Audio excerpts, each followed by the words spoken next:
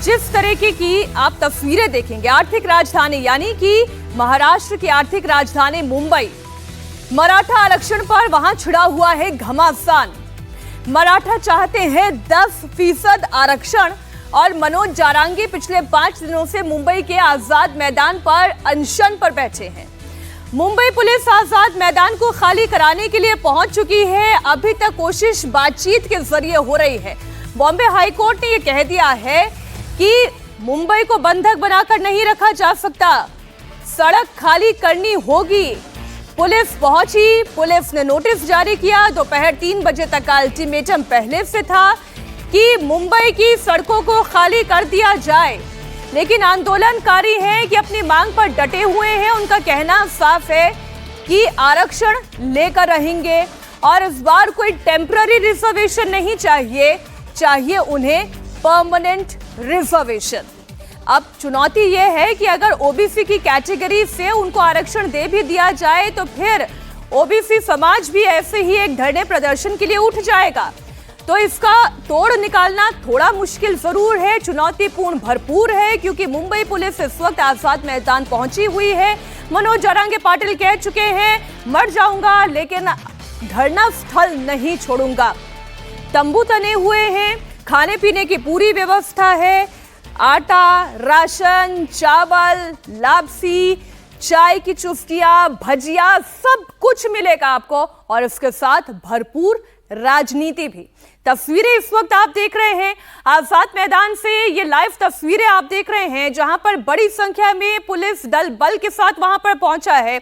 अभी तक बातचीत से ही मसले का हल निकालने की कोशिश हो रही है। फिर याद दिला दूं, बल का प्रयोग अभी किया नहीं गया है, लेकिन जरा इन तस्वीरों को देखें और फिर शाहीन बाग में हुआ वो प्रदर्शन याद करें जो एनआरसी के खिलाफ हुआ था। एक ऐसा ही तंबू तना हुआ था, खाने पीने की व्यवस्था थी, नहाने धोने की व्यवस्था थी, मुद्दा कुछ और था। फिर जरा याद करिए कृषि कानूनों के खिलाफ किसान आंदोलन की तस्वीरें, ऐसी ही तस्वीरें थी, तंबू तने हुए थे, खाने पीने की व्यवस्था थी। लेकिन अब मुद्दा दूसरा है, शहर बदल चुका है, लेकिन तस्वीरें एक जैसी हैं। पुलिस के सामने चुनौती वही है, भारी है। मनोज जारांगे पाटिल धरना स्थल से उठने के लिए तैयार नहीं है और हाईकोर्ट ये कह चुका है कि मुंबई ऐसे बंधक तो नहीं बनी रह सकती। हमारे सहयोगी तमाम इस वक्त आजाद मैदान से लाइव जुड़े हुए हैं। बॉम्बे हाईकोर्ट का आदेश है, पुलिस को मनवाना है, लेकिन मनवाएंगे कैसे? समीर भीसे, दिनेश मौर्य हमारे साथ जुड़े हुए हैं। जरा तस्वीरें दिखाएं, पुलिस की कश्मकश क्या है समीर? बिल्कुल मीनाक्षी, हम पुलिस की कश्मकश दिखाने की कोशिश करते हैं कि पुलिस की तैनाती किस तरीके से इस पूरे इलाके में कर दी गई है। जो राइट एक्शन फोर्स है उसके जो जवान है बड़ी संख्या में यहाँ पे तैनात कर दी गया है क्योंकि जिस तरह की स्थिति अभी इस वक्त देख रहे हैं कि पुलिस को समझाना पड़ रहा है प्रदर्शनकारियों को कि वो इस पूरे इलाके को, यानी कि जो आजाद मैदान के बाहर का इलाका है, सड़क है, उसे खाली कर दिया जाए और जो गाड़ियां उन्होंने पार्क कर रखी हुई जिसमें खाने पीने का सामान है वो भी यहां से हटा लिया जाए, क्योंकि पुलिस को आदेश दे रखा है कोर्ट ने कि जल्द से जल्द अब सारी ये इस इलाके को खाली कराए, ट्रैफिक मूवमेंट जो है स्मूथ करे और उसके बाद रिपोर्ट पेश करे। 3 बजे के वक्त कोर्ट ने दे रखा था और अंततः सुनवाई भी फिर से वहां शुरू हो सकती है। जो हम दिखा रहे हैं कि पुलिस जो है पूरी तरीके से तैनात है। अगर जरूरत पड़ती है, ऐसी अगर स्थिति पैदा होती है जिसमें बल का प्रयोग करना पड़ जाए तो उसकी सारी तैयारी इस वक्त पुलिस ने, लेकिन बल का प्रयोग हुआ तो मामला हाथ से कहीं बिगड़ना चाहिए, डर तो बना हुआ है। दिनेश, जरा ये बताएं कि पुलिस की क्या तैयारी है, कितना बड़ा प्रशासनिक और पुलिस अमला इस वक्त यहाँ पर मौजूद है? देखिए, आजाद मैदान के आसपास करीब 10 से ज्यादा डीसीपी, 2 जॉइंट कमिश्नर, खुद पुलिस कमिश्नर इसे मॉनिटर कर रहे हैं। इसके अलावा खास तौर पर आरएएफ, रैपिड एक्शन फोर्स की एक कंपनी बुलाई गई है जिसमें 100 से ज्यादा जवान है। इसके अलावा state reserve police force SRPF की टुकड़ी को तैनात किया गया है, रायट कंट्रोल पुलिस को तैनात किया गया है। इसके अलावा कुछ एक जगहों पर सीआईएसएफ के जवानों को भी तैनात किया गया है। इसके इतर मुंबई क्राइम ब्रांच के जो जवान है वो भी सिविल ड्रेस में इस पूरे जो क्राउड है उस क्राउड पर नजर रखे हुए कि कहीं अगर कोई संदिग्ध गतिविधि दिखाई देती है इन प्रदर्शनकारियों के भीड़ में तो तुरंत उसे डिटेक्ट किया जाए, क्योंकि इसके पहले 2 साल पहले जब इसी तरह से आंदोलन हो रहा था, अचानक हिंसा भड़कती और पूरे भीड़ को जला देती है। उस तरह की घटना मुंबई जैसे शहर में न हो, इसीलिए बड़े पैमाने पर एहतियात बढ़ता जा रहा है। ये तो अगर हो गया तो फिर चुनौती इससे ज्यादा बड़ी हो जाएगी। मराठा वर्सेस ओबीसी है, इस वक्त जरांगे वर्सेस फडणवीस की तस्वीरें हैं, बहुत सारे इक्वेशन हैं और सरकार को हर इक्वेशन में अगर अव्वल आना है तो सबसे पहले इस धरना स्थल को खाली कराना होगा और यही सबसे बड़ी चुनौती भी है। कुमार राजेश भी हमारे साथ जुड़े हुए हैं।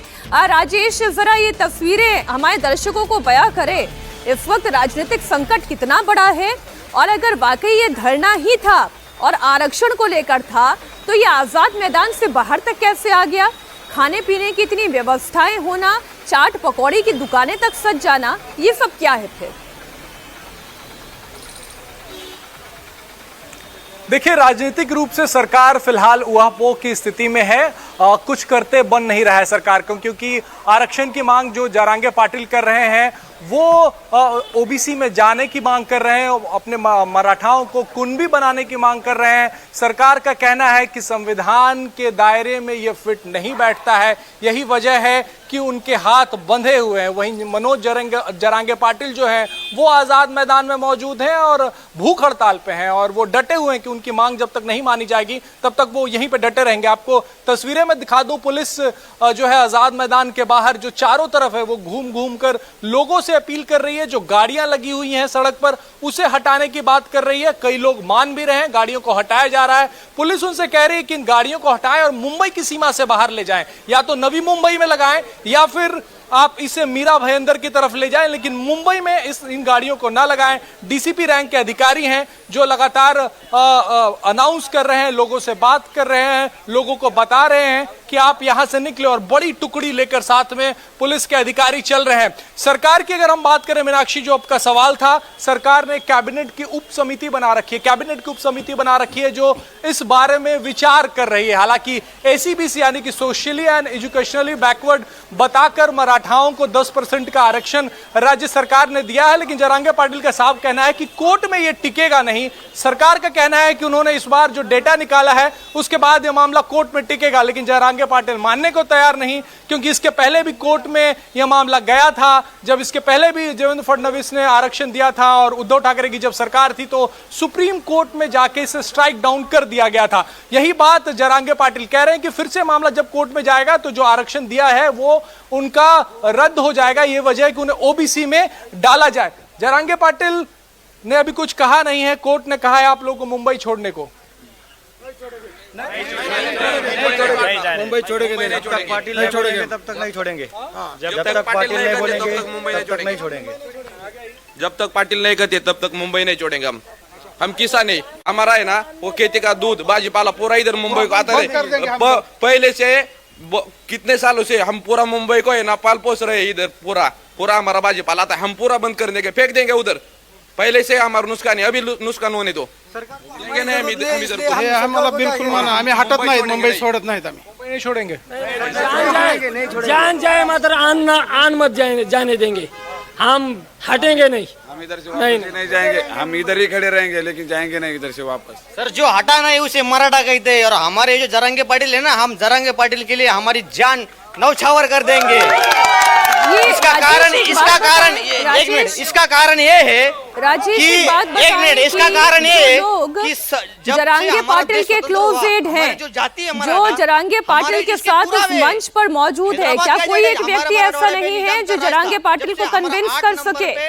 अगर बात मारपीट तक आ जाएगी, मारकाट तक आ जाएगी तो फिर व्यवस्था चरमरा जाएगी। हमारे जो जरांगे पाटिल उन्होंने कहा है कि हम मरेंगे लेकिन आरक्षण लेके ही रहेंगे। देखिए, बहुत ज्यादा ऑर्गेनाइज्ड प्रोटेस्टिंग है। जरांगे पाटिल अकेले नेता है, वो जो कहते हैं वही उनके सपोर्टर्स करते हैं और जरांगे पाटिल की एक आवाज पे तकरीबन 50,000 से ज्यादा लोग मराठवाड़ा और पश्चिम महाराष्ट्र के अलग अलग जिलों से यहाँ पे पहुंच गए। और ज्यादा 50 जो यहाँ पे समर्थक है, उनका कहना है कि लाखों में लोग जो है वो यहाँ पे पहुंचे हैं। तो जरांगे पाटिल की ताकत को कम नहीं आंका जा सकता।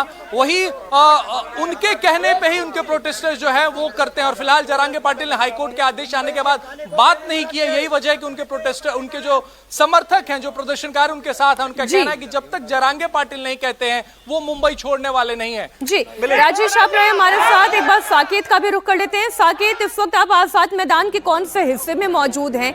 कितनी भीड़ इस वक्त आप देख पा रहे हैं और सड़कों की स्थिति क्या है? क्या ये नहीं लग रहा है कि सड़कों को हाईजैक कर लिया है आंदोलनकारियों ने? जी बिल्कुल मीनाक्षी, देखिए इस वक्त सीएसटी की तरफ जो जाने वाला रोड है ये वही रोड है और यहाँ पर एक तरफ आप देखेंगे कि जिस तरह से मुंबई पुलिस की पूरी टीम, पूरी फोर्स यहाँ पर तैनात हो गई है। खुद joint CP law and order Satyanarayan Chaudhary यहाँ पर मौजूद हैं और यहाँ से अब कॉन्वॉय को किस तरह से यहाँ पर जो गाड़ियों के काफिले को लगातार यहाँ से अब बाहर निकाला जा रहा है। पुलिस ने सबसे पहला काम क्या किया कि पुलिस की 6 अलग अलग टीमें यहाँ पर तैनात की।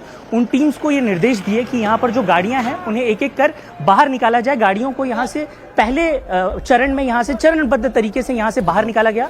उसके बाद पुलिस की एक टीम रोड पर तैनात की गई। जो सड़कों पर आंदोलनकारी मौजूद हैं उन्हें हटाने का काम शुरू किया गया। उसके बाद एक रैपिड एक्शन फोर्स, पुलिस की टीम, होमगार्ड की टीम और जो पुलिस प्रशासन के वरिष्ठ अधिकारी हैं उनका एक पूरा काफिला सीधा सड़क के एक कोने से दूसरी कोने तक मार्च करता है और मार्च करते हुए गाड़ियों को निकालने का काम चरणबद्ध तरीके से। आप देखिए, जैसा कि लगातार हमारे सहयोगी बता रहे हैं, यहाँ पर कुछ भी ऑर्गेनाइज तरीके से नहीं है, कोई भी चीज ऑर्गेनाइज नहीं है। कैसे मैसेजेस पहुंचाने हैं प्रदर्शनकारियों को वो भी उन्हें नहीं पता। उन्हें भी मीडिया और अन्य माध्यमों से ही इस बात की जानकारी मिल रही है कि किस जगह पर क्या हो रहा है। तो मेरे कैमरामैन विजेंद्र भदौरिया आपको दिखाएंगे कि यहाँ से जो कॉन्वॉयज हैं, पुलिस की जो गाड़ियां हैं, वो एक तरफ से यहाँ से निकालती हुई लोगों को नजर आएगी और पुलिस और प्रशासन के वरिष्ठ अधिकारी जितने भी आंदोलनकारी एक एक कर उग्र हो रहे हैं उन्हें समझाती हुई नजर आ रही है। बहुत से ऐसे प्रदर्शनकारी हैं जिनकी गाड़ियों पर देखिए भोंपू लगे हुए हैं। अब ये व्यक्ति पूरी तरह से नकार रहा है, लगातार बात कर रहा है, पुलिस के वरिष्ठ अधिकारियों से बात कर रहा है और वो कह रहा है कि हम यहाँ से बाहर नहीं निकलेंगे।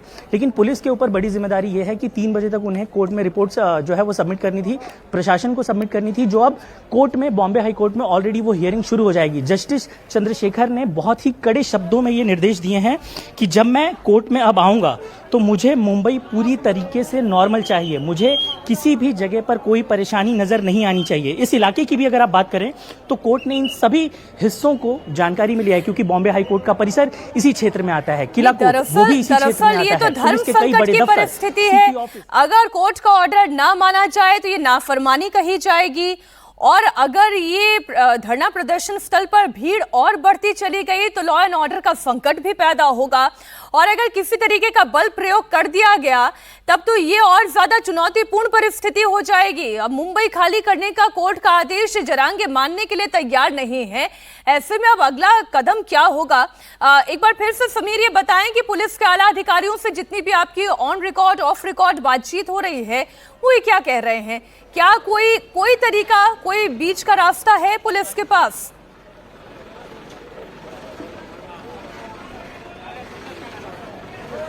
बातचीत हो रही है मीनाक्षी, वो यही कह रहे हैं कि हमारी कोशिश पुलिस की ये है कि समझा बुझाकर कोर्ट का जो आदेश है वो बताकर ही यहाँ के जो प्रदर्शनकारी हैं, जो गाड़ियां लेकर अभी भी यहाँ पे खड़े हैं, उनको यहाँ से हटाया जाए। और काफी हद तक हम कहें कि पुलिस को उसमें सफलता मिलती हुई भी दिख रही है, क्योंकि जिस जगह पर इस वक्त हम खड़े हैं, जहाँ पर आरएएफ के जवान खड़े हैं, वहाँ पर कभी गाड़ियां खड़ी थी और ट्रक खड़े थे, लेकिन अब वो इलाका खाली कर दिया गया है। ठीक उसी तरह अगर हम दूर तक भी देखें तो इस पूरे इलाके में गाड़ियां लंबी दूरी तक खड़ी थी।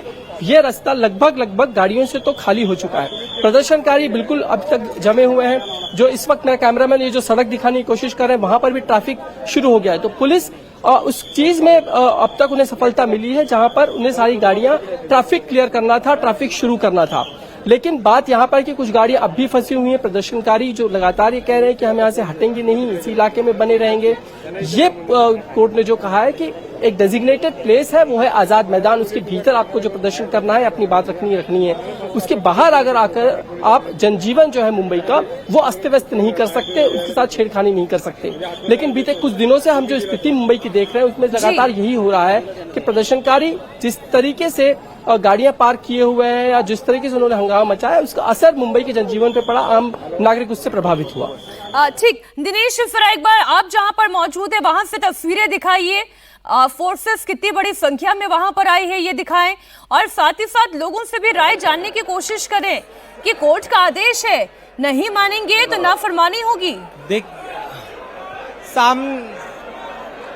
सामने तस्वीरें देखिए, जरांगे के समर्थक का हाथ में जो भगवा गमछा होता है उनके, उसे लहरा कर इशारा कर रहे कि अब से कुछ देर में जो डेलीगेशन यहाँ पर आने वाला है उनकी बेसब्री से इंतजार कर रहे हैं। इन्हें लग रहा है कि आज जो डेलीगेशन अपने साथ जो बातचीत लेकर आएगा संभवतः उसमें क्लैरिटी कुछ होगी आरक्षण को लेकर, यही वजह है कि बड़ी बेसब्री से यहाँ पर इंतजार किया जा रहा है। वहीं दूसरी तरफ मंच पर मनोज जरांगे पाटिल की क्या स्थिति, ये भी हम आपको दिखाते हैं। आज उनके आंदोलन का 5वां दिन है और पहले दिन से वो खाना नहीं खा रहे, सिर्फ पानी पी रहे हैं। ऐसे में उनकी तबीयत जो है वो थोड़ी खराब हो रही है। मेडिकल की टीम यहाँ पर पहुंची है, कुछ देर बाद उनकी मेडिकल जांच जो है वो भी यहाँ पर की जाएगी। तो डेलीगेशन के साथ आज क्या बातचीत होती है ये देखना अहम होगा। मंच को जो है लगभग खाली कर दिया गया है।